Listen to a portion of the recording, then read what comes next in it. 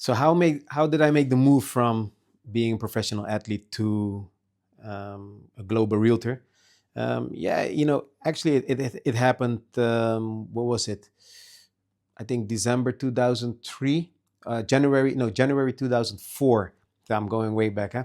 January 2004. We went with my last club. We went on a training camp in close to Marbella, in a place called Benahavis, in the south of Spain, and that's where basically I fell in love with the life of Spain. And I said to myself that if let's say my journey in football was gonna continue like that, then I would make a different decision. And coming into going back to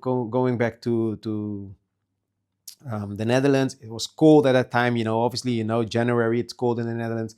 And May came, and I was like, okay, you know what? Let me go on holiday to Spain. And I went on my own. I booked a hotel. I went to Malaga, and I stayed there for a couple of days. Then I had an idea, like, hey, you know what? Let me get in contact with people that I have actually met. We have met on the trip back in January. Let me connect with them and see what they're up to in Marbella. So sad. Done that.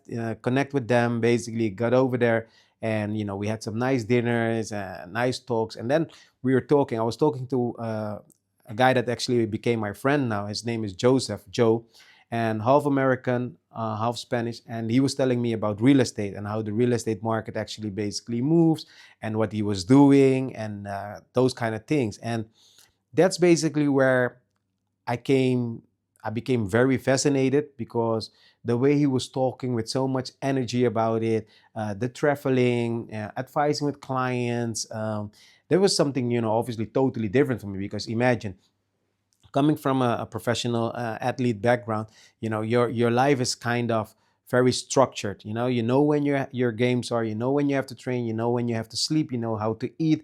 Everything basically, it's in a such a way that, obviously, basically all, let's say, for the next 2 months, how everything will be. But in this case, yeah, every week he was traveling to another destinations, talking to client. He was going, for example, to Scotland, to London, but also to places like Belgium, where they did property exhibitions. So it was very, very, let's say, different to a football career, but in the same time, very similar. And why do I say very similar? One, you have to have a lot of discipline. Yeah, it's not for basically people that are very lazy. It is not for people that change minds today to tomorrow and then change it back again. So you have to think about it, in such a way that, for me, the transition from playing professional football and going to become a global realtor was a smooth transition. And because the discipline was already there, and that's basically is the key to success. If you have the right mindset, and I always keep repeating it myself, but if you have the right mindset, and you have the discipline, maybe not today, maybe not tomorrow, but eventually your success will come. And this is what I always tell people as well. So going back, yeah, basically he got me a job interview, and from there onwards, basically they gave me training, how to listen, how to talk, how to move, basically how to eat, sleep, repeat real estate. And till today, everything that I've learned back there, I'm still applying today. And this is basically, my blueprint. And that's what I always tell people when I do mentorships with them, when I advise clients, when I advise realtors.